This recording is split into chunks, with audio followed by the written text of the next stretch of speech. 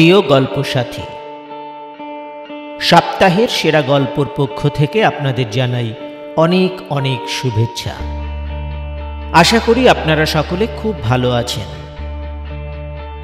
বাংলা সাহিত্যের ভাণ্ডার থেকে আরেকটি ভালো লাগার গল্প, ভালোবাসার গল্প নিয়ে আমরা চলে এসেছি আপনাদের কাছে। আজ আমরা আপনাদের জন্য বাছাই করে এনেছি প্রখ্যাত সাহিত্যিক হেমেন্দ্র কুমার রায়ের অন্যতম সেরা গল্প কাচের কফিন।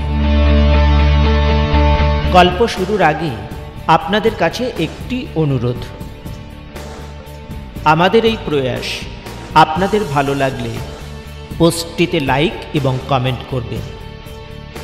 যারা এখনও সাবস্ক্রাইব করেননি বা আমাদের চ্যানেলে নতুন এসেছেন তাদেরকে সাদর স্বাগত জানিয়ে অনুরোধ করছি, আমাদের চ্যানেলটিকে সাবস্ক্রাইব করে আমাদের উৎসাহিত করবেন, আরও অনেকটা পথ চলতে আমাদের সাহায্য করবেন।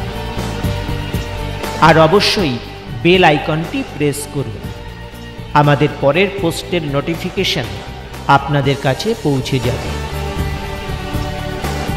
শুনুন সুশীল মজুমদার ক্রিয়েশনসের নিবেদনে আজকের ভালো লাগার গল্প, ভালোবাসার গল্প হেমেন্দ্র কুমার রায়ের কাচের কফিন।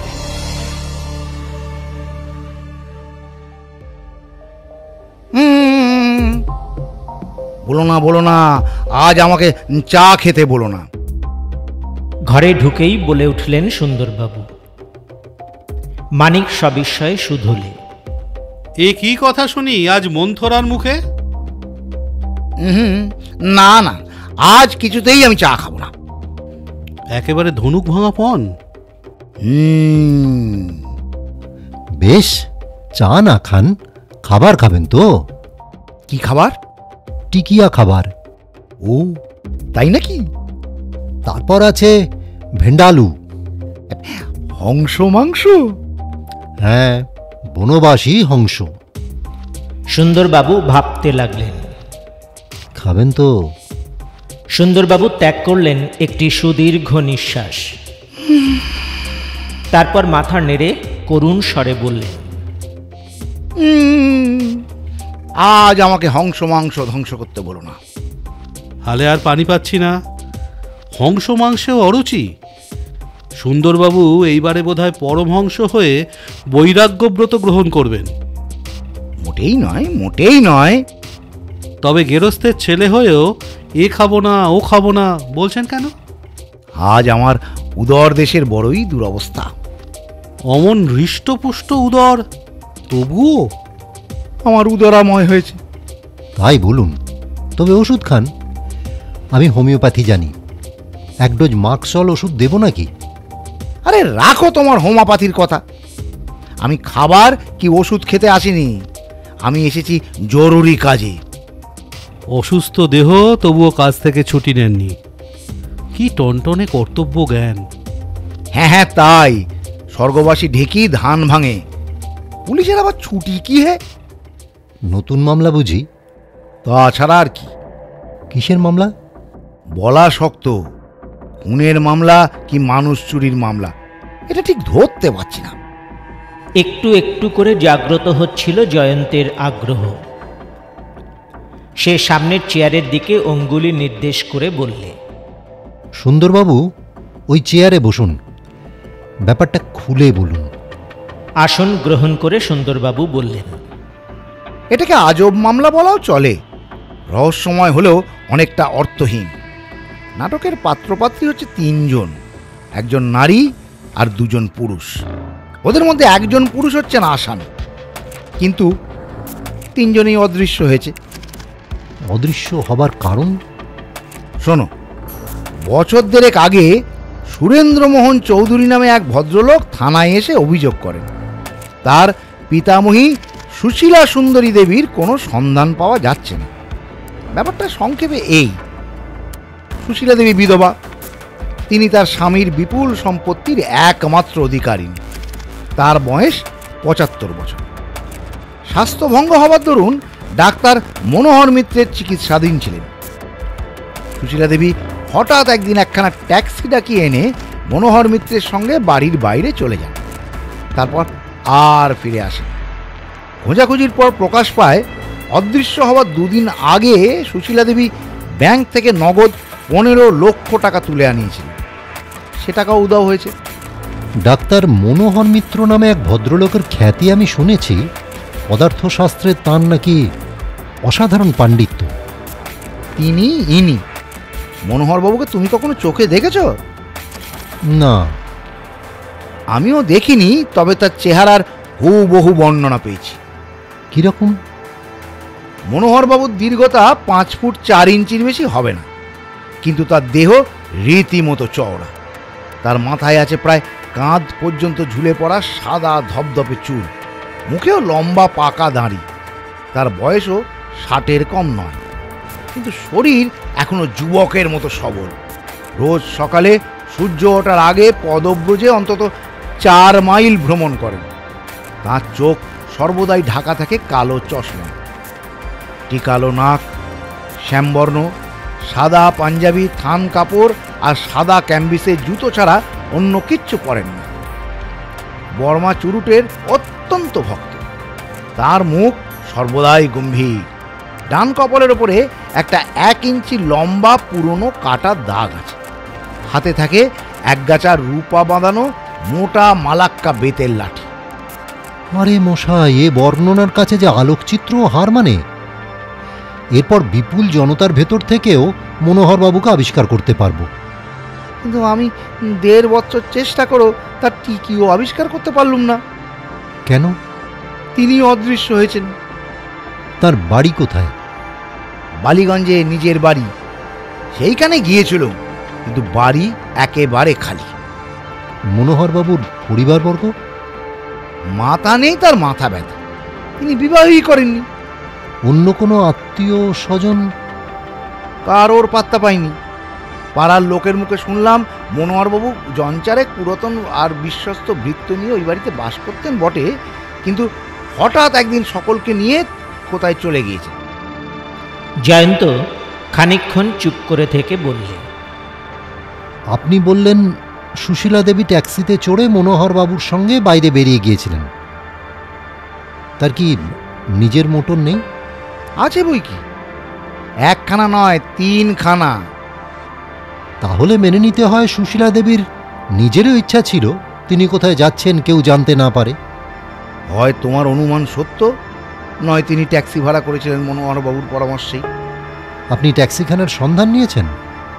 নিয়েছি বই কি, ট্যাক্সি চালককে খুঁজে বার করেছি। সে আরোহীদের হাওড়া স্টেশন পর্যন্ত নিয়ে গিয়েছিল, আর কিছুই সে জানে না। তাহলে মনোহরবাবুর সঙ্গে সুশীলা দেবী বোধহয় কলকাতার বাইরে চলে গিয়েছেন। কিন্তু কলকাতার বাইরে কোথায়?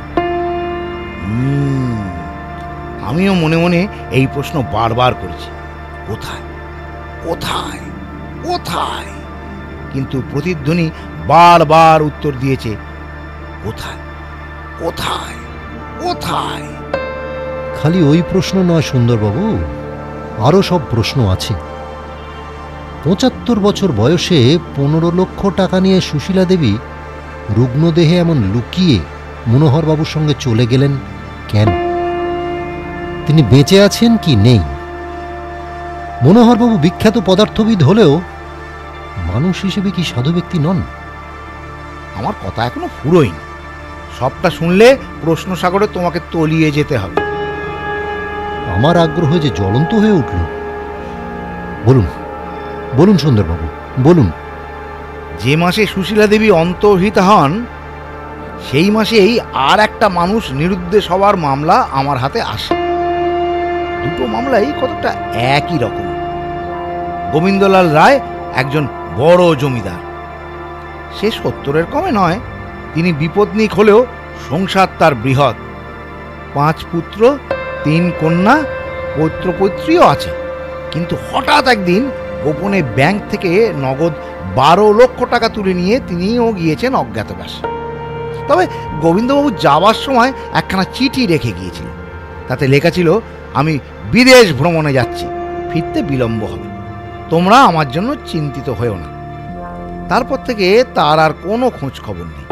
3 মাসের মধ্যেও বৃদ্ধ পিতার কাছ থেকে একখানা পত্র পর্যন্ত না পেয়ে তার পুত্ররা আমার আশ্রয় নিয়েছিলেন, কিন্তু যথাসাধ্য চেষ্টা করেও আমি গোবিন্দবাবুর নাগাল ধরতে পারিনি। আপনি কি মনে করেন আগেকার মামলাটার সঙ্গে এই মামলাটারও কোনো সম্পর্ক আছে? অল্প বিস্তর মিল কি নেই জানত? একজন অতি বৃদ্ধা নারী আর একজন অতি বৃদ্ধ পুরুষ, দুজনেই গোপনে অজ্ঞাতবাসে গমন করেছেন, আর দুজনেই যাবার ঠিক আগেই ব্যাংক থেকে বহু লক্ষ টাকা তুলে নিয়ে গিয়েছেন।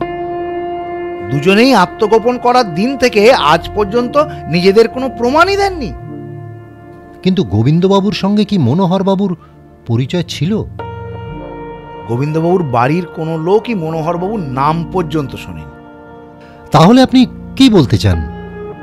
মাসখানেক আগে গোবিন্দবাবুর বড় ছেলে আমার হাতে একখানা পত্র দিয়ে বলে গিয়েছিলেন, একখানা বইয়ের ভিতর থেকে এই চিঠিখানা আমি পেয়েছি। চিঠিখানা পড়ার পর বাবা নিশ্চয়ই ওই বইয়ের ভেতর গুঁজে রেখেছিলেন। জয়ন্ত, এই নাও চিঠিখানা পড়ে দেখো।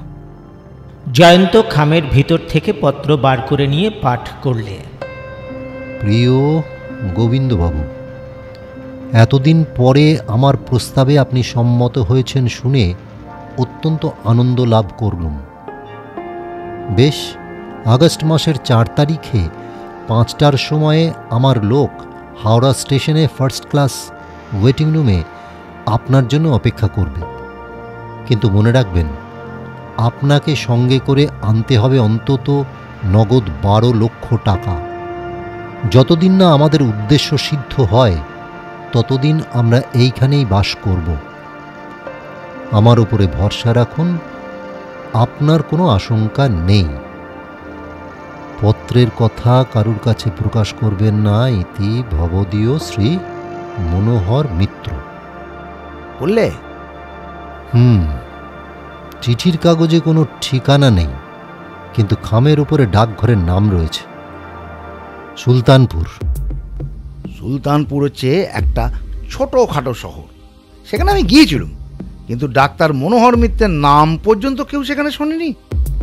সুলতানপুর ডাকঘর থেকে কোন কোন গ্রামের চিঠি বিলি হয় সে খোঁজ নিয়েছিলেন তো? তা আবার নিইনি, শুধু খোঁজ নেওয়া কি হে, সব জায়গাতে গিয়ে নিজে ঢু মারতেও ছাড়িনি, কিন্তু লাভ হয়েছে প্রকাণ্ড অশ্বডিম্ব।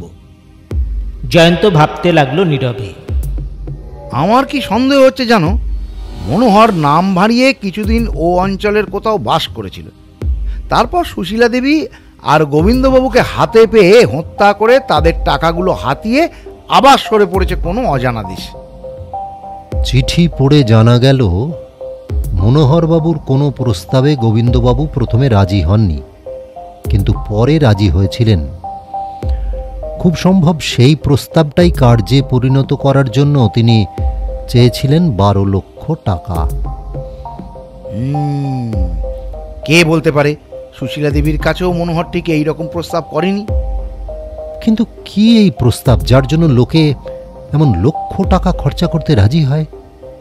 কেবল কি টাকা খরচ করতেও রাজি হয়, ধাপ্পায় ভুলে সংসার, পুত্র, কন্যা, আত্মীয় ছেড়ে অজ্ঞাতবাসে যেতেও কুণ্ঠিত হয় না। সুন্দরবাবু, প্রস্তাবটা যে অতিশয় অসাধারণ সে বিষয়ে কোনোই সন্দেহ নেই। প্রস্তাবটা কি জানতে পারলে আমাদের আর অন্ধকারে হাতড়ে মরতে হয় না। কিন্তু যখন তার জানার উপায় নেই তখন আমাদের অন্ধকারে ঢিল ছুটতে হবে বই কি। অন্ধকারে বহু ঢিল তো ছুঁড়েছেন, একটা ঢিলও লক্ষ্যে গিয়ে লাগলো কি? তুমি আমাকে আর কি কি করতে বলো? আপনি তো সর্বাগ্রে মনোহরবাবুকে আবিষ্কার করতে চান। নিশ্চয়। তাহলে আমাদের সঙ্গে আর একবার সুলতানপুর চলুন। সেটা হবে ডাহা পণ্ডশ্রম, কারণ সে অঞ্চলের কোনো পাথরই আমি ওল্টাতে বাকি রাখিনি। না, একখানা পাথর ওল্টাতে আপনি ভুলে গিয়েছেন। কোনখানা কোনখানা শুনি? যথাসময়ে প্রকাশ পাবে। বেশ, তাই সই। মানিক, সব শুনলে? এখানে তোমাকে একটা কাজ করতে হবে। ফরমাশ করো। তোমার ছবি আঁকার হাত খুব পাকা। তুমি ছাড়া আর কেউ ও কথা বলে না।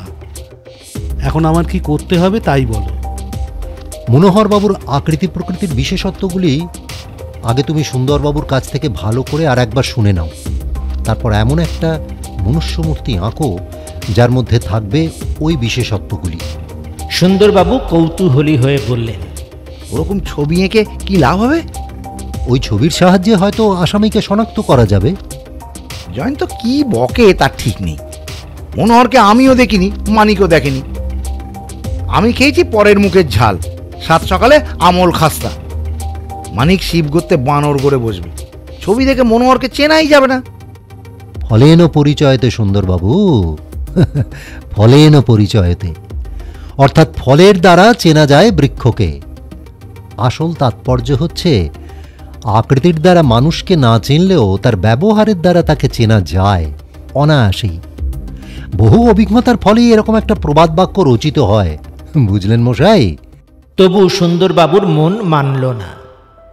তিনি বললেন, তুমি কেবল নিজের মন গড়া কথাই বলছো, একটাও প্রমাণও তো দিতে পারলে না।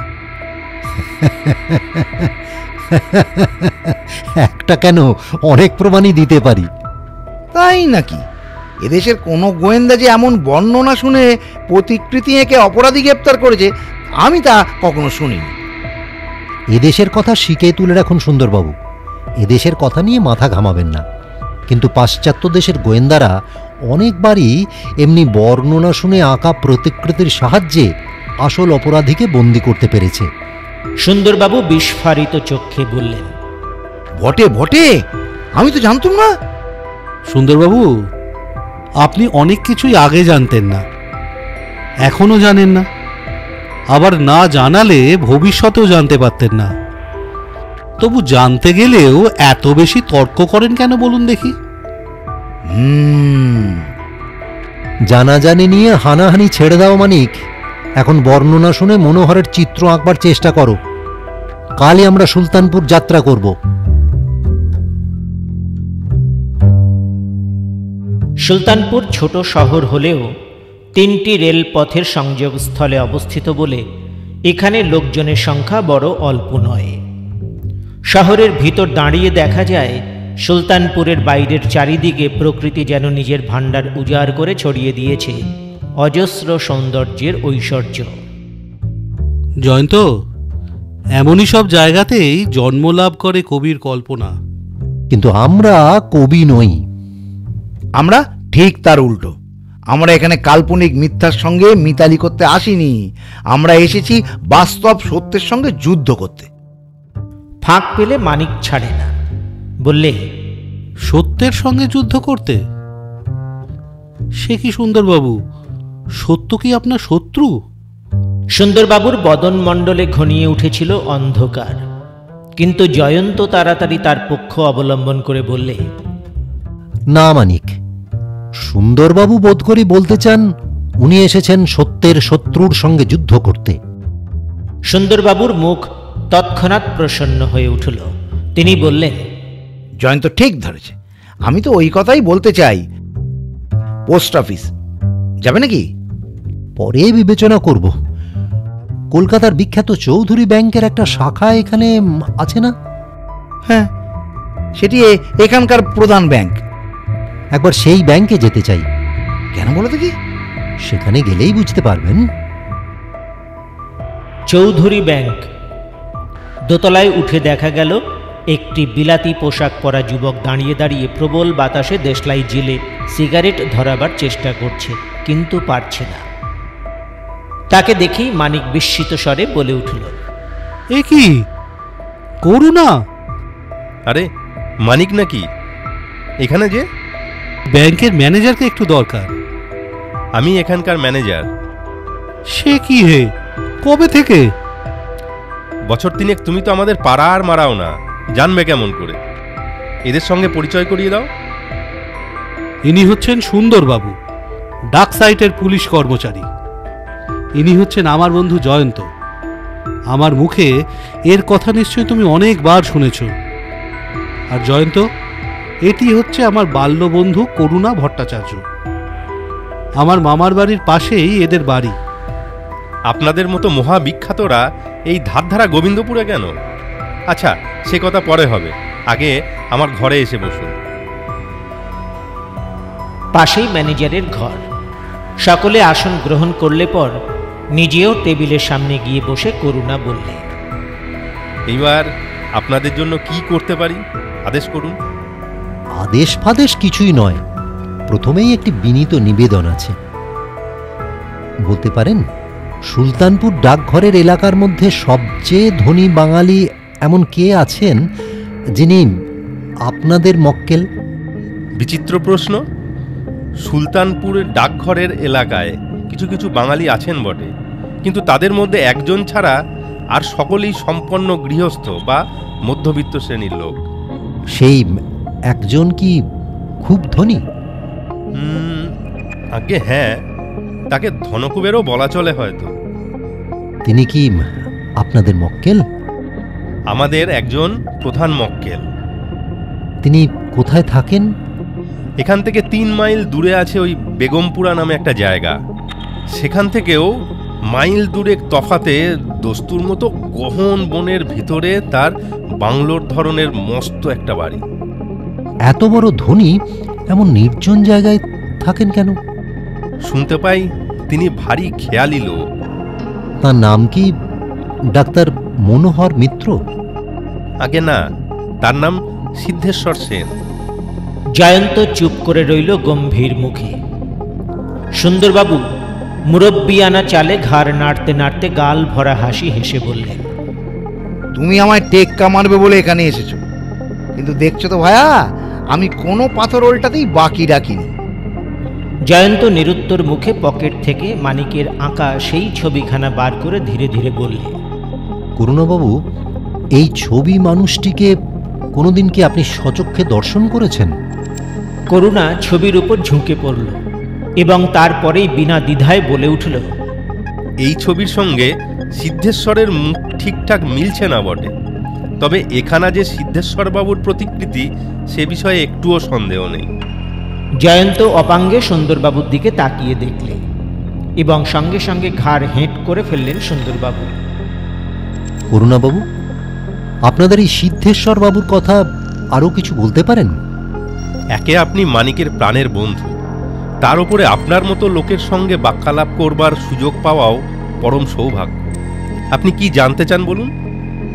সিদ্ধেশ্বর বাবু কবে কত দফায় আপনাদের ব্যাংকে কত টাকা জমা রেখেছেন?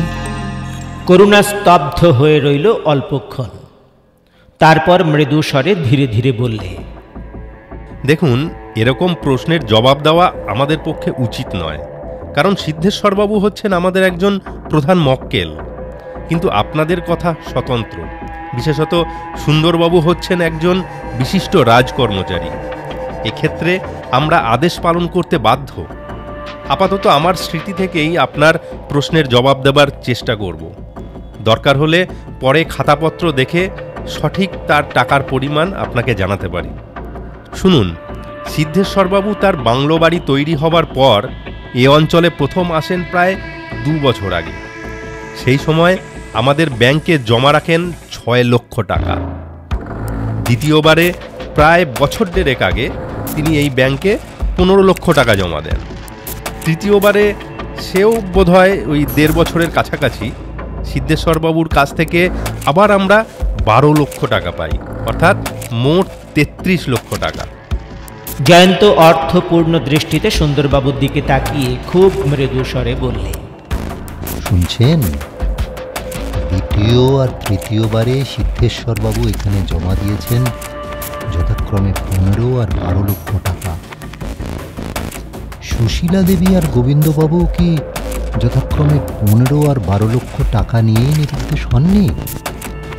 সুন্দরবাবু মৃদু স্বরে জয়ন্তের কানে কানে বললেন, কিন্তু প্রথম দফা 6 লক্ষ টাকা কোথা থেকে এলো? জোর করে কিছু বলতে চাই না, খুব সম্ভব এটা হচ্ছে সিদ্ধেশ্বরবাবুর নিজের টাকা। আপনারা আর কিছু জানতে চান? সিদ্ধেশ্বরবাবুর ব্যক্তিগত জীবন সম্বন্ধে কিছু জানেন? বিশেষ কিছুই জানি না। আচ্ছা করুণা, বছর দেড়েক আগে কোনো প্রাচীন মহিলা কি সিদ্ধেশ্বরবাবুর অতিথি হয়েছিলেন? দেখো মানিক, এই বছর দেড়েক আগেকার কথা আমি ঠিকঠাক জানি না, তবে একথা শুনেছি বটে যে বছর দেড়েক আগে সিদ্ধেশ্বরবাবু একটি অতি বৃদ্ধাকে নিয়ে সুলতানপুর স্টেশনে এসে নেমেছিলেন। তারই কিছুদিন পরে এক বৃদ্ধ ভদ্রলোকও সেখানে এসেছিলেন। এও আমার শোনা কথা মানিক। শুনেছি সে ভদ্রলোকও গিয়েছিলেন ওই সিদ্ধেশ্বরবাবুর বাড়িতে, কিন্তু থামলে কেন? কিন্তু কি? ভাই মানিক, সিদ্ধেশ্বরবাবু সম্বন্ধে অনেক কানাঘুষোই শুনতে পাই, কিন্তু শোনা কথা পরের কাছে প্রকাশ করতে ভয় হয়। করুণার পৃষ্ঠদেশে একটি সাদর চপেটাঘাত করে মানিক অভিযোগ ভরা কণ্ঠে বললে, করুণা, আমিও কিন্তু তোমার পর। কোনো ভয় নেই, তোমার শোনা কথাই প্রকাশ করো। শুনেছি সিদ্ধেশ্বরবাবুর বাংলোয় একটা বৃদ্ধা নারী আর একটি বৃদ্ধ পুরুষ প্রবেশ করেছিলেন বটে, কিন্তু আজ পর্যন্ত কেউ তাদের প্রস্থান করতে দেখেনি। কেবল তাই নয়, তারা যে এখনও ওই বাংলোর ভিতরে আছেন এমন কোনো প্রমাণও নেই। এ যে অসম্ভব কথা। তুমি আমার বাল্য বন্ধু, তুমি জিজ্ঞাসা করছো বলেই বলছি। সিদ্ধেশ্বরবাবুর ওই রহস্যময় বাংলো সম্বন্ধে আরও যেসব কানাকানি শুনতে পাই তা মোটেই বিশ্বাসযোগ্য নয়। তোমার কথার অর্থ বুঝলাম না। লোকে বলে ও বাংলো হচ্ছে ভুতুড়ে। কেন? ওখানে নাকি কাচের দুটো কফিনের মধ্যে। কাঁচের কফিন? হ্যাঁ, ওখানে নাকি কাচের দুটো কফিনের মধ্যে একটি পুরুষ একটি নারীর মৃতদেহ। সুন্দরবাবু চমকে উঠে প্রায় গর্জন করে বললে, ঠিক সেই সময়ে ঘরের ভিতরে ঢুকলো একজন ভৃত্য। সে বললে, সিদ্ধেশ্বরবাবু দেখা করতে এসেছেন। সচমকে সকলে করলে দৃষ্টি বিনিময়। বেশ, তাকে নিয়ে এসো। মিনিট দুয়েক পরেই ঘরের দরজার কাছে সিদ্ধেশ্বরবাবুর আবির্ভাব। মানিকের আঁকা ছবির 12 আনাই মিলে যায় তার চেহারার সঙ্গে। ব্যস্তভাবে সকলের মুখের উপর একবার বিদ্যুৎ বেগে চোখ বুলিয়ে নিয়ে তিনি বললেন, করুণাবাবু, আপনার ঘরে আজ অনেক অতিথি দেখছি। আমি তো জানতাম না। মাফ করবেন, আজ যাই, আর একদিন আসবো। বলতে বলতে সিদ্ধেশ্বরের অন্তর্ধান। সুন্দরবাবু তার দোদুল্যমান ভুঁড়িকে রীতিমতো কাহিল করে তরাক করে এক সুদীর্ঘ লম্ফ মেরে সচিৎকারে বললেন, পাকড়াও পাকড়াও, মনোহর মিত্তির লম্বা দিচ্ছেন, ওকে গ্রেপ্তার করো, ওকে গুলি করে মারো। জয়ন্ত হাত বাড়িয়ে সুন্দরবাবুর কাঁধ চেপে ধরে কঠোর কণ্ঠে বললে, শান্ত হন সুন্দরবাবু, শান্ত হন। লম্ফঝম্প আর চিৎকার করে ভাঁড়ামি করবেন না। আসুন, দেখা যাক মনোহরবাবু এর পরে কি করেন। তারপর ব্যাংকের বারান্দায় গিয়ে দেখা হলো। রাস্তায় মনোহরবাবু তার মোটর বাইক চালিয়ে দিয়েছেন সবেগে। এখন আর কি করব? নিচে নেমে গিয়ে মোটরে চড়ে মনোহরের পশ্চাৎধাবন করতেই পারি বটে, কিন্তু ততক্ষণে আসামি আমাদের নাগালের বাইরে অদৃশ্য হয়ে যাবে। করুণার দিকে ফিরে জয়ন্ত বলল, আপনি তো মনোহরবাবুর বাংলোয় যাবার রাস্তা জানেন? জানি। তাহলে আর কাল বিলম্ব না করে আমাদের সঙ্গে আসুন। মনোহরবাবু তো আর বাংলোখানা আর কফিন দুটো কাঁধে করে নিয়ে যেতে পারবেন না। আগে দেখা যাক তার বিরুদ্ধে কি কি প্রমাণ আছে, তারপর তাকে পুনরাবিষ্কার করতে আমার বেশিক্ষণ লাগবে না। সকলে পুলিশ জিপের উপর চড়ে বসল এবং সঙ্গে সঙ্গে চলল কয়েকজন সামরিক পুলিশ। খানিকক্ষণ পরেই পিছনে পড়ে রইল সুলতানপুর। আরও কিছুক্ষণের মধ্যে বেগমপুরাও পিছনে গিয়ে পড়ল। সামনে এবার দুরারোহ পর্বতমালার তলায় মাথা তুলে দাঁড়ানো দুর্গম অরণ্য, আর তারই বক্ষ ভেদ করে অগ্রসর হয়েছে সর্পিল গতিতে একটি নাতি বৃহৎ পথ। সেই জনহীন পথে নীরবতা তন্দ্রা ভঙ্গ করে ছুটে চলল জিপ। এমন জায়গাতেও মানুষ থাকে? মনোহর মানুষ নয়, সে অমানুষ। নিজের যোগ্য জায়গায় বেছে নিয়েছে। কিন্তু আমার খালি খালি এই কথাই মনে হচ্ছে, জয়ন্ত কেমন করে সন্দেহ করলো যে সুলতানপুর চৌধুরী ব্যাংকের সঙ্গে মনোহরের কোনো সম্পর্ক থাকতে পারে। আন্দাজ সুন্দরবাবু, আন্দাজ। আমার বিশেষ অটুট কোনো যুক্তি নেই, আন্দাজেই ছুঁড়েছি অন্ধকারের ঢেল। আন্দাজটা কি শুনতে পারি না? গোড়া থেকেই আমার দৃঢ় ধারণা ছিল মনোহরবাবু বাসা বেঁধেছেন সুলতানপুর ডাকঘরের এলাকার মধ্যেই। এতে ধরে নিলুম যথাক্রমে 15 লক্ষ আর 12 লক্ষ টাকা নিয়ে সুশীলা আর গোবিন্দবাবু তারই কাছে গিয়ে হয়েছেন নিরুদ্দেশ। 27 লক্ষ টাকা হস্তগত করে নিশ্চয়ই তিনি নির্বোধের মতো বাড়ির ভিতরে রেখে দেবেন না। বাড়িতে চোর ডাকাতের ভয়, ওদিকে ব্যাংকে রাখলে টাকা সুদে বাড়ে। তারপর ও টাকার কথা না হয় ছেড়েই দিলুম, মনোহরবাবুর চিঠির একটা জায়গা স্মরণ করুন। গোবিন্দবাবুকে তিনি লিখেছেন, যতদিন না আমাদের উদ্দেশ্য সিদ্ধ হয় ততদিন আমরা এখানেই বাস করব। কিন্তু মানুষের খাওয়া পড়ার জন্য দরকার হয় টাকার। টাকা আগাছার মতো আপনা আপনি মাটি খুঁড়ে গজিয়ে ওঠে না। নিজের ভরণ পোষণের জন্য মনোহরবাবু নিশ্চয়ই কিছু টাকা ব্যাংকে গচ্ছিত রাখবেন। সুতরাং কোনো না কোনো দিক দিয়ে তার সঙ্গে যে ব্যাংকের সম্পর্ক আছে, এটা আমি আগে থাকতেই আন্দাজ করতে পেরেছিলাম। অবশ্য আন্দাজ মাত্র। বারে আন্দাজ বলি হারি। ওই সিদ্ধেশ্বর অর্থাৎ মনোহরবাবুর বাংলো দেখা যাচ্ছে। মনোহরহীন মনোহরের বাংলোর ভেতরে আছে হয়তো এয়ারটাইট কাঁচের কফিনের মধ্যে দুটো বুড়ো বুড়ির কতদিনের বাসি শুকনো মরা। বাবা, এ কিরকম বাংলো! চারিদিকে ঘন জঙ্গল আর ঝোপঝাড়। ওপর থেকে মাথার ওপর ঝাঁপ খাবে বলে হুমড়ি খেয়ে আছে প্রকাণ্ড কালো পাহাড়। এ যেন হানা বাড়ি, গা ছমছম করে ওঠে। মনোহরটা বোধ হয় এখানে বসে সব সাধনা করত। সে মন্ত্র পড়ে দিলে মরা দুটো জ্যান্ত হয়ে উঠত। এত কাঠখড় পুড়িয়ে তান্ত্রিক খুনিটাকে ধরতে পারলুম না। এ আমার আফসোস রাখার ঠাঁই নেই, কপাল। গাড়ি ফণী মনসার বেড়া দিয়ে ঘেরা একখানা সুদীর্ঘ একতলা বাড়ির সামনেকার খোলা জমির উপর গিয়ে দাঁড়াল। সারি সারি ঘর, সামনে টানা চওড়া দালান। জঙ্গলের ভিতর থেকে ভেসে আসছে ঘুঘুর কান্নার সুর। তাছাড়া আর কোথাও জনপ্রাণীর সাড়া নেই। এ যেন এক অপরিসীম বিজনতার রাজ্য। স্তব্ধতার মধ্যে প্রাণ হাঁপিয়ে ওঠে সত্য সত্যই।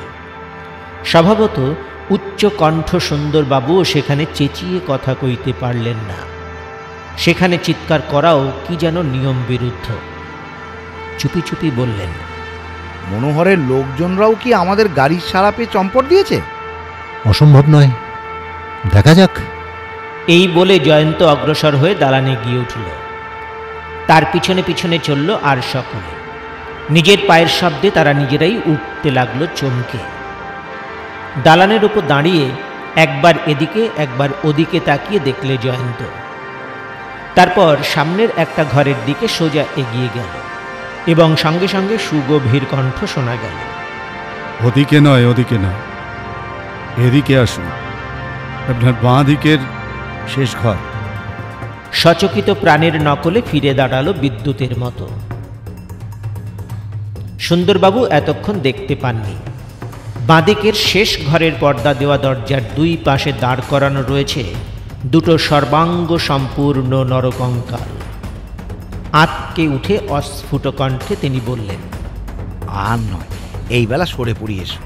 মরার হার এখানে কথা কয়। ভয় নেই, ও দুটো হচ্ছে রক্ত মাংসহীন কঙ্কাল মাত্র। নির্ভয়ে ঘরের ভেতর আসুন। আকস্মিক কণ্ঠস্বর শুনে জয়ন্ত কেবল বিস্মিত হয়েছিল। ঘরের ভিতর থেকে কে বললে, পর্দা ঠেলে প্রবেশ করুন।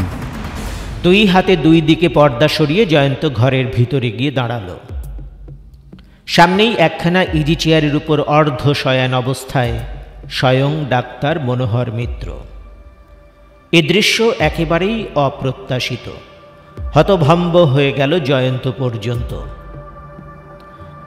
মনোহরের গম্ভীর মুখের ওষ্ঠাধরের উপরে ফুটে উঠেই মিলিয়ে গেল যেন একটুখানি হাসির ঝিলিক।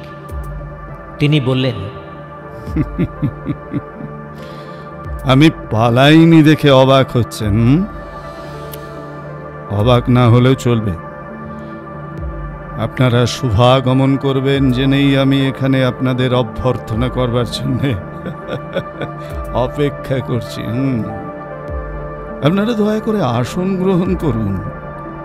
এখানে আসনের অভাব হবে না। পিছন থেকে সুন্দরবাবু বলে উঠলে, ছদ্মনামের আড়ালে যে লোক ৩৩ লাখ টাকা ব্যাংকে জমা দিয়েছে তার বাড়িতে আসনের অভাব হবে না তা আমরা জানি। মনোহরের একটুও ভাবান্তর হল না। খুব সহজ স্থির কণ্ঠে তিনি বললেন, নানা কারণে সময়ে আত্মগোপন করবার দরকার হয় অনেকেরই, এমনকি আপনাদেরও। আমরা মাঝে মাঝে আত্মগোপন অর্থাৎ ছদ্মবেশ ধারণ করি অসাধুদের শাস্তি দেবার জন্য, কিন্তু তুমি? কালো চশমার আড়ালে মনোহরের দুই চক্ষু ক্রোধে দীপ্ত হয়ে উঠল কিনা বোঝা গেল না, কিন্তু তার গম্ভীর কণ্ঠস্বর হয়ে উঠল অত্যন্ত কঠিন। ধীরে ধীরে তিনি বললেন, আমি মহাশয়ের চেয়ে বয়সে বড়, বিদ্যা বুদ্ধি মান সম্ভ্রমেও বোধহয় ছোট নই। আমাকে তুমি বলে সম্বোধন করে ভদ্রতার অপমান না করলেই বাধিত হব।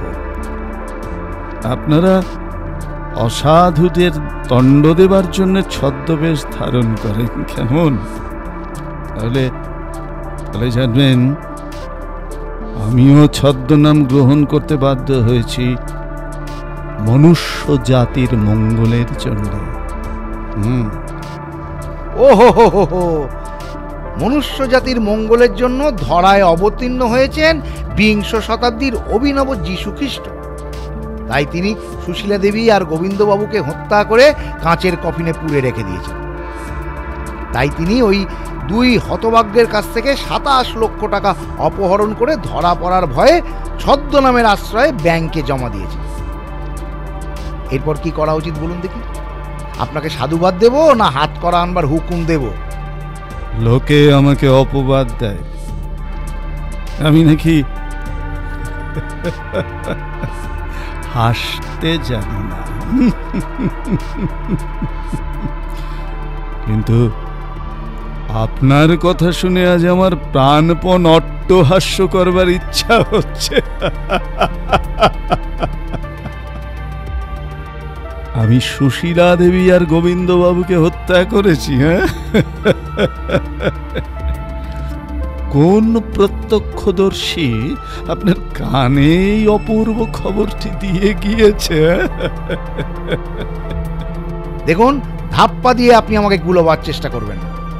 বলতে পারেন সুশীলা দেবী আর গোবিন্দবাবু আজ কোথায়? তারা এই বাড়িতেই আছেন। হ্যাঁ হ্যাঁ, এই কাঁচের কফিনের ভিতর। বারবার কাচের কফিন বলে চিৎকার করবেন না। আমার বাড়িতে কফিন বলে কোনো জিনিসই কিন্তু নেই। বটে বটে।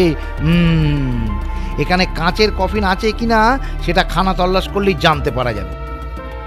এতক্ষণ পরে মনোহর হঠাৎ সিধে হয়ে উঠে বসে বললেন, কাচের কফিনের কথাটা ছেড়ে দিন। আপনি আগে জীবন্ত অবস্থায় কাকে দেখতে চান? সুশীলা দেবীকে না গোবিন্দবাবুকে?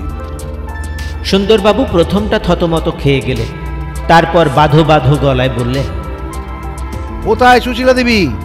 আগে তাকেই দেখতে চাই। উত্তম। সুশীলা, সুশীলা। বাড়ির ভিতর থেকে গানের মতন একটি আওয়াজ শোনা গেল। আগে কি বলছেন? তুমি একবার এই ঘরে এসো তো মা। ঘরের ভিতরকার একটা দরজার পর্দা ফেলে আত্মপ্রকাশ করল যে আশ্চর্য রূপবতী ও মহিমাময়ী মূর্তি, তাকে দেখবার জন্যে কেউই প্রস্তুত ছিল না। এ মূর্তি যে মাটির পৃথিবীর, সচক্ষে দেখেও কেউ তা বিশ্বাস করতে পারল না।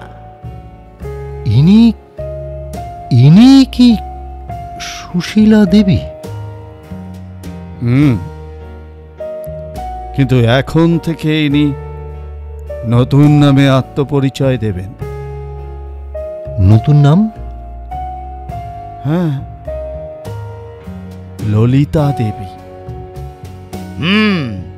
ইনি ললিতা দেবী বা পালিতা দেবী হতে পারেন, কিন্তু ইনি সুশীলা দেবী নন। কেন বলুন দেখি? সুশীলা দেবীর বয়স 75 বৎসর। ঠিক, এখন তার বয়স 75 হলেও তিনি আর বৃদ্ধা নন। পাগলের মতো কি আবল তাবল বকছেন? সুশীলা দেবী নবযৌবন লাভ করেছেন। শাক দিয়ে মাছ ঢাকার চেষ্টা করবেন না মনোহর বাবু। কেন, প্রাচীনারা কি আবার নবীনা হতে পারে না? অসম্ভব। জরার পর মৃত্যু, জরার পর যৌবন নেই। বিজ্ঞানের মহিমায় সবই সম্ভবপর হয়। আমি ভবিষ্যৎবাণী করছি, বিজ্ঞান একদিন মানুষকে অমর করবে। আপনার ওই নির্বোধের স্বর্গে আমাদের টেনে নিয়ে যাওয়ার চেষ্টা করবেন না। হয় কাজের কথা বলুন, নয় নয় নয় থানায় চলুন। বেশ, তবে কাজের কথাই শুনুন। মনোহর ধীরে ধীরে উঠে দাঁড়িয়ে ডাকলেন, মা সুশীলা। বাবা। সে কি মানুষের কণ্ঠস্বর না বীণার ঝংকার? তুমি এখন বাড়ির ভেতর যাও মা। এই ভদ্রলোকদের জন্য একটু চাটা পাঠিয়ে দাও। না না, এখানে আমরা চাটা খেতে আসিনি। ভয় নেই, আপনাদের চায়ে কেউ বিষ মিশিয়ে দেবে না। বিষ থাক আর না থাক, এখানে চাটা কিছুই খাওয়া চলতে পারে না। আপনাদের সকলেরই কি একমত? আমার মত অন্য। আমি চা টা সব খাবো। কি বলো মানিক? আমিও তোমার দলে। করুণাবাবু কি বলেন? পরমা সুন্দরী সুশীলা, ওকে কি ললিতা দেবী বলে ডাকবো মনোহরবাবু? ওকেই জিজ্ঞাসা করুন। আবার বাজল সেই অমৃতায়মান কণ্ঠস্বরের মোহনীয় বীণাবেণু। বাবার কাছে আমি সুশীলা, কিন্তু আপনারা তো বৃদ্ধা সুশীলাকে দেখেননি। আপনারা আমাকে ললিতা বলেই ডাকুন। বেশ। করুণাবাবু, এই পরমা সুন্দরী ললিতা দেবী যদি তার সুন্দর হাত দিয়ে সুন্দর চা তৈরি করে দেন, তাহলে সুন্দরবাবুর মতো আপনি কি তা পান করবেন না? করব না বলেন কি? আমি তো নির্বোধ নই। সুন্দরবাবু, আপনি কি এখনো মত বদলাবেন না? মনে রাখবেন, চায়ের সঙ্গে আবার টা। সুন্দরবাবু জুলজুল করে জয়ন্তের মুখের পানে তাকিয়ে বললেন, কি আর করি বলো? তোমরা সবাই যখন রাজি, তখন আমারও আর এক যাত্রায় পৃথক ফল হয় কেন? আমিও রাজি। ললিতা দেবীর গোলাপ পেলবষ্ঠা ধরে ফুটল যে মিষ্টি হাসিটুকু, তাও যেন নীরব সঙ্গীতের মতো সুন্দর। একটি নমস্কার করে পাশের ঘরে তিনি অদৃশ্য হয়ে গেলেন জীবন্ত স্বপ্ন প্রতিমার মতো। শুনুন মশাই, জরার কারণ কি মানুষ যে জানে না, একথা সত্য নয়। বরং এ কথাই সত্য যে জরার কারণ তার কাছে অজ্ঞাত নয়। এইটুকুই জানে না সে। বাবা, এই যে হেঁয়ালি! এসব সূক্ষ্ম বৈজ্ঞানিক ব্যাপার আপনাদের যে কেমন করে বোঝাবো ঠিক বুঝতে পারছি না।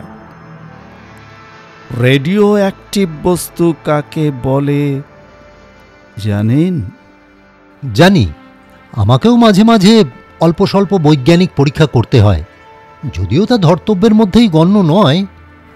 বিজ্ঞানে আমি একেবারে মা। বাংলায় বুঝিয়ে দিতে পারেন? ইংরেজি তো পদে আছে, বাংলায় শুনলে একেবারে অজ্ঞান হয়ে যাবেন। তাও কখনো হয়? বাংলা আমাদের মাতৃভাষা। আমাদের মাতৃভাষার অভিধানে রেডিও অ্যাক্টিভের অর্থ এইভাবে বোঝানো হয়েছে যে আংশু বিকিরণ দ্বারা বিদ্যুৎ স্নাপক প্রভৃতির ওপর ক্রিয়াকরণক্ষম রেডিয়াম, ইউরেনিয়াম, পলোনিয়াম প্রভৃতি সম্পর্কে অপারদর্শক পদার্থ ভেদকারক ও বৈদ্যুতিক ক্রিয়াজনক এবং অদৃশ্য কিরণ বিকিরণক্ষম। কি বুঝলেন বলুন? ব্যাপার বুঝবো কি, আরো গুলিয়ে গেল। মাথা বোঁ বোঁ করে ঘুরছে। এই জন্যই কি কবি গান বেঁধেছেন আমারই বাংলা ভাষা? বাংলা ভাষার দোষ নেই সুন্দরবাবু। তবে বাংলা ভাষায় এখনো ভালো করে বিজ্ঞানকে পরিপাক করার চেষ্টা হয়নি, কারণ দেশ এতদিন স্বাধীন ছিল না। ও কথা থাক, যতটা সংক্ষেপে পারি কিছু কিছু বোঝাবার চেষ্টা করি। অনেক পরীক্ষার পর আমি সিদ্ধান্তে উপস্থিত হয়েছি যে সারা জীবন ধরে আমাদের দেহের ভেতর যে রেডিও অ্যাক্টিভ বস্তু জমে ওঠে, অর্থাৎ যাকে বলে ক্রমিক রেডিয়াম, জরার কারণ হচ্ছে তাই সূর্যের দ্বারা পৃথিবীর উপর প্রতিদিনই রেডিয়াম নিক্ষিপ্ত হচ্ছে। আমরা তা খাচ্ছি, আমরা তা পান করছি, নিঃশ্বাস দিয়ে বাতাস থেকে তা আকর্ষণ করছি।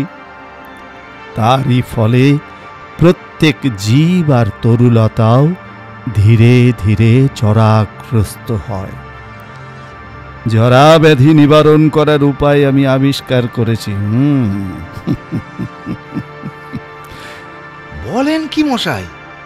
আগে হ্যাঁ, ক্যালসিয়াম থেকে দেহের হাড় তৈরি হয়।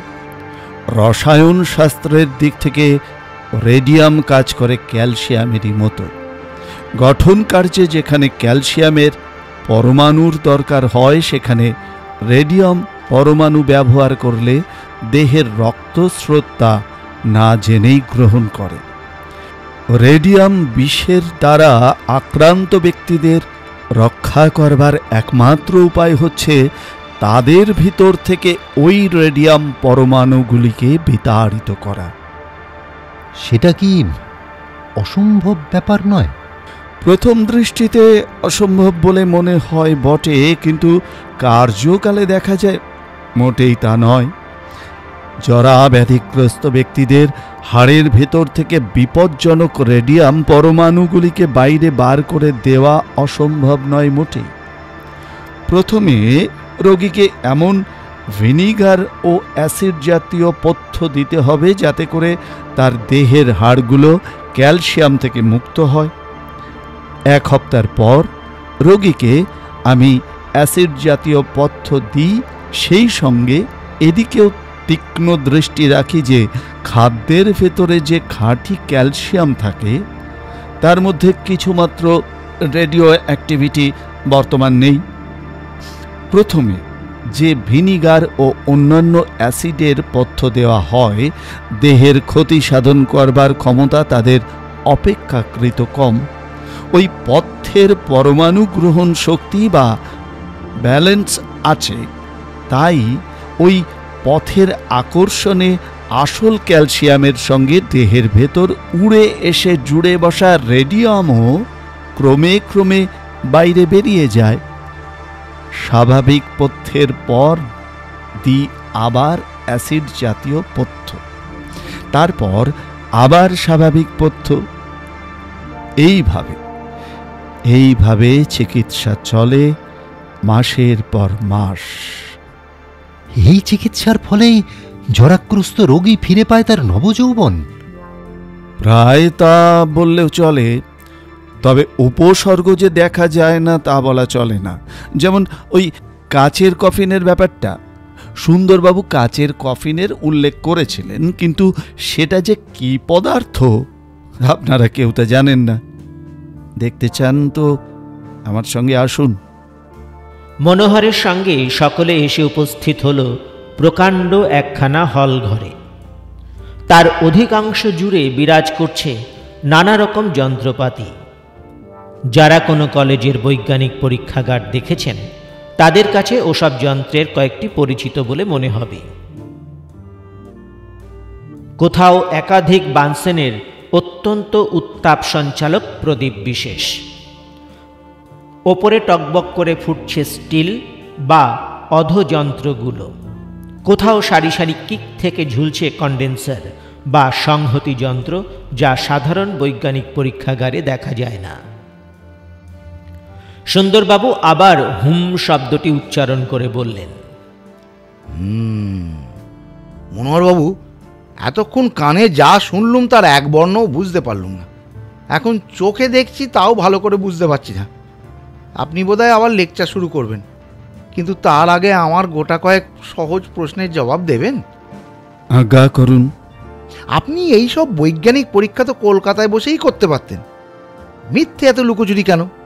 কলকাতার কৌতূহলী জনতা যদি ঘুণাক্ষরেও আমার পরীক্ষার ব্যাপারটা টের পেত, তাহলে আমার বাড়িটি পরিণত হতো সরকারি বাগানে, আর সেখানে উঁকি ঝুঁকি মারতে আসতো রাম, শ্যাম, যদু, মধু সকলেই।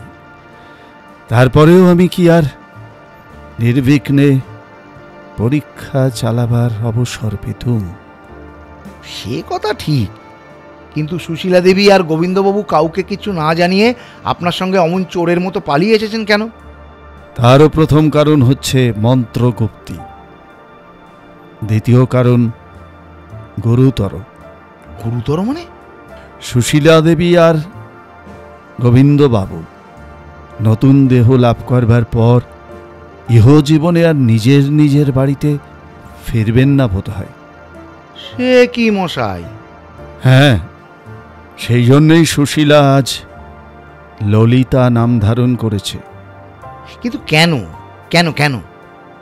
নতুন দেহ, অতি প্রাচীনা সুশীলাকে কেউ কি চিনতে পারত? তা পারতই না। সুশীলার কথা কেউ বিশ্বাস করত? তা তো করতই না, ঠিক। তাকে নিয়ে আরো নানা রকম গন্ডগোল, এমনকি মামলা মোকদ্দমা হবারও সম্ভাবনা ছিল না কি?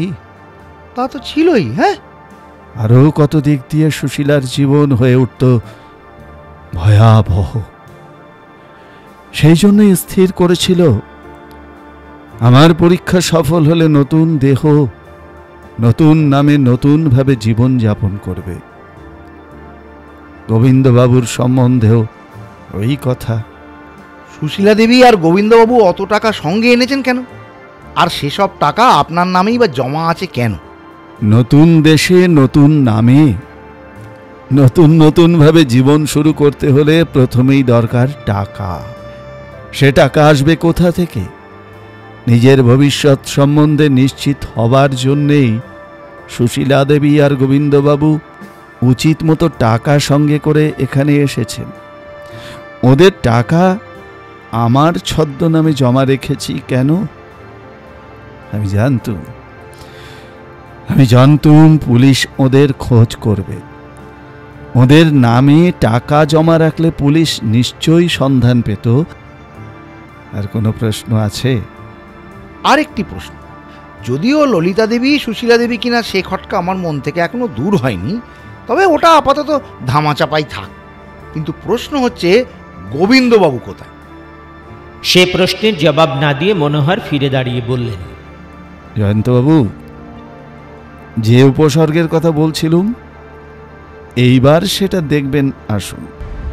মনোহর এগিয়ে গিয়ে দাঁড়ালেন একখানা খাটের পাশে। সেখানে শয্যার উপরে যে শায়িত মূর্তিটি ছিল তাকে দেখেই সকলের চক্ষু বিস্ফারিত হয়ে উঠল পরম বিস্ময়ে। একটি তরুণ অপূর্ব সুন্দর মূর্তি বালক বললেও চলে। সুগঠিত শুভ্র নগ্ন দেহ যেন গ্রিক ভাস্করের হাতে গড়া। কিন্তু সবচেয়ে আশ্চর্যের ব্যাপার হচ্ছে সর্বাঙ্গ তার কাঁচ দিয়ে মোড়া, এবং সেই কাঁচ তা কেউ গলিয়ে এমনভাবে মূর্তির উপর ফেলে দিয়েছে যে সারা দেহের সঙ্গে তা অচ্ছেদ্যভাবে সংযুক্ত হয়ে আছে। সুন্দরবাবু, এই আপনার কাছের কফিন। কিন্তু কাঁচের কফিনের ভিতর ওটা কি রয়েছে? রঙিন মোমের পুতুল না মৃতদেহ? আরো কাছে গিয়ে ভালো করে তাকিয়ে দেখুন। না, ওটা মোমের পুতুল নয়, মৃতদেহ নয়। ও যে জীবন্ত, ও সর্বাঙ্গে যে জীবনের রং, জীবনের আভাস, এমনকি দুই মুদিত চোখের পাতাও থেকে থেকে কেঁপে উঠছে। ও এখনো ঘুমোচ্ছে, কিন্তু ওর ঘুম ভাঙতে আর বেশি দেরি নেই। আসল ব্যাপারটা কি মনোহর বাবু? আমি নিজেই জানি না। ওই কাচের আবরণই আমার সৃষ্ট নয়। পর্যায়ক্রমে ক্যালসিয়াম পথ্য দিয়ে আবার তা বন্ধ করে বেশ কিছুকাল চিকিৎসা চালাবার পর রোগী হঠাৎ দীর্ঘকাল ব্যাপী নিদ্রা করে আচ্ছন্ন হয়ে পড়ে, আর তার সর্বাঙ্গব্যাপী দেখা দেয় ওই কাচের আবরণ। কিছুকাল পরে রোগীর ঘুম ভাঙে, কাচের আবরণ ফেটে যায়, তারপর উঠে বসে তার জাগ্রত মূর্তি। এর অর্থ আমিও জানি না। বাবা, এই যে মানুষ গুটি পোকা। ও মূর্তিটি কার? গোবিন্দবাবুর। তার বয়স তো 70 বৎসর। সকলে অবাক হয়ে ভাবতে লাগল। সুশীলা প্রবেশ করল। সেই সুমধুর কণ্ঠে সে বললে, বাবা, ও ঘরে খাবার দেওয়া হয়েছে। চলুন, এই বিজন বনে আপনারা খাবারের মধ্যে কোনো বিশেষত্ব পাবেন না। বাড়িতে যা ছিল তাই দিতে পেরেছি। স্যান্ডউইচ, শিক কাবাব, রুটি মাখন, চা আর মিষ্টান্ন।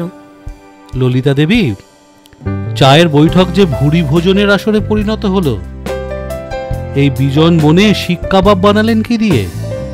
বাঘের মাংস দিয়ে নয় বোধ হয়। খেলেই বুঝতে পারবেন। আসুন আসুন সুন্দরবাবু। ভাইয়া, আজ যা দেখলুম আর শুনলুম, আমার পিয়ে অত্যন্ত চমকে গিয়েছে। খাওয়ার চিন্তা মোটেও জাগছে না। আপনার পিলে নির্বোধ নয়। একখানা স্যান্ডউইচ উদরসাৎ করলেই সে আবার অত্যন্ত শান্ত হয়ে পড়বে। আপনার ধার জানতে আমার আর বাকি নেই মশাই। চলুন, মধুরেণ সমাপয়েত করে আসি।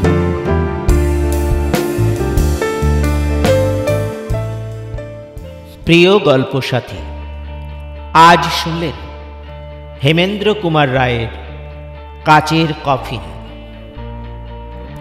গল্প পাঠে সুশীল মজুমদার, অরিজিৎ বন্দ্যোপাধ্যায়, অরুণাভ দত্ত, শিবাংশু ভট্টাচার্য, রোহন ঘটক, সুমন সরকার, আশিস রায় এবং অনিন্দিতা নাথ। এই উপস্থাপনা ভালো লাগলে লাইক এবং শেয়ার করার পাশাপাশি আপনাদের মতামত লিখে জানাতে ভুলবেন না। পরের উপস্থাপনা নিয়ে খুব শীঘ্রই উপস্থিত হব আপনাদের কাছে। আমাদের পরের উপস্থাপনার নোটিফিকেশন পেতে বেল আইকনটি প্রেস করে দিন।